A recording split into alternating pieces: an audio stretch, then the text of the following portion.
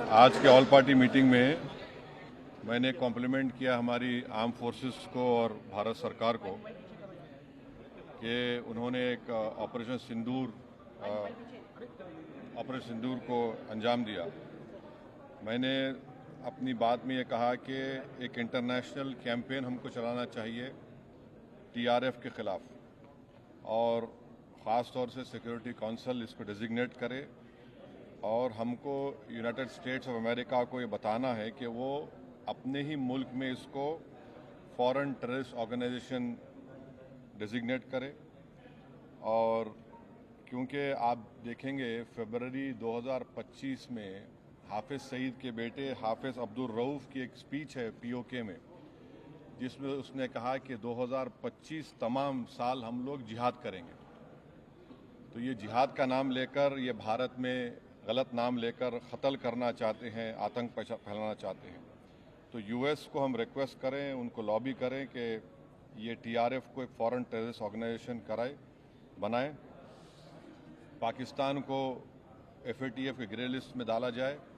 United kingdom से हमने trade deal किया है, अब क्या क्या बहुत सी चीज़ें कम हो जाएंगी, टैरिफ कम होगा।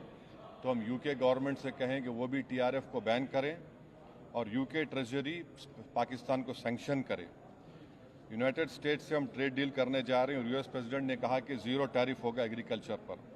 तो ये मोर द रीज़न है कि हम यूएस भी इसको कबूल करें। अब कश्मीर में गवर्नमेंट के पास एक बहुत सुनहरा मौका है, तारीख़ी मौका है कि वो यकीनन पाकिस्तान को कन्फ्रंट करें मगर कश्मीरियों को अडॉप्ट करें। आप कश्मीरियों को ख़रीब करें और ख़ास तौर से मैंने कहा कि जो पूंछ में जो लोगों की मौत हुई, सिविलियन लोगों की, और उरी में जो लोग ज़ख्मी हुए, जिनके घर को नुकसान पहुंचा, गवर्नमेंट उनको टेररिस्ट विक्टिम का ऐलान करे क्योंकि पाकिस्तान शेलिंग में उनकी मौत हुई है, और सिक्योरिटी रिलेटेड एक्सपेंडिचर के तहत मरने वालों को एक्सग्रेशिया दे और सरकार उनका घर बना के दे। और मैंने कहा कि साउथ कश्मीर में गवर्नमेंट को बहुत एहतियात से काम करने की ज़रूरत है, वहाँ के यूथ को हमको ख़रीब करना है।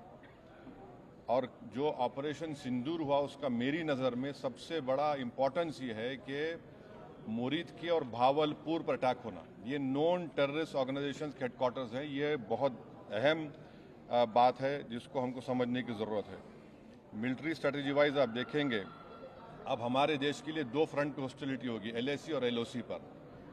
इसलिए कि जब 2016 में उरी हुआ, 2019 में हम बालाकोट किए, आज हमारी 50,000 फौज गलवान और पे बैठी हुई है।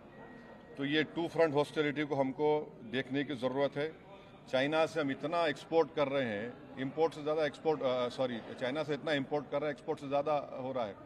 तो हम चाइना पर भी इम्प्रेस करें कि वो पाकिस्तान को, टीआरएफ को, जितने टेररिस्ट वांटेड हैं इंडिया, उसको हवाले करें।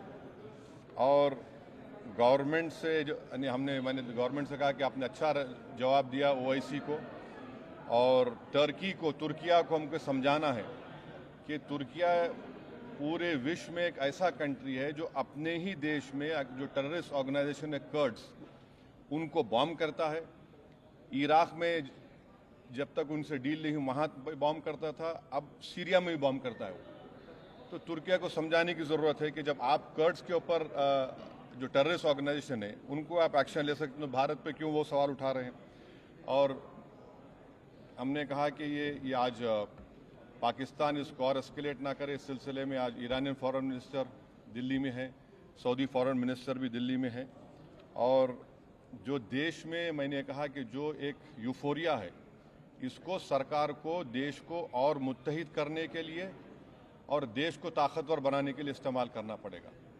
और जो लोग मैंने जिक्र किया, हिमांशी, उस बच्ची का जिसने अपने पति को खोया 6 दिन की शादी के बाद, कि किस तरह सोशल मीडिया पर उसके ऊपर रिकेक हमले किए गए। और आखिर मैंने कहा कि न्यूयॉर्क टाइम्स, रॉयटर्स और CNN ने एक कहा कि भटिंडा में एक रफ़ाइल गिरा है।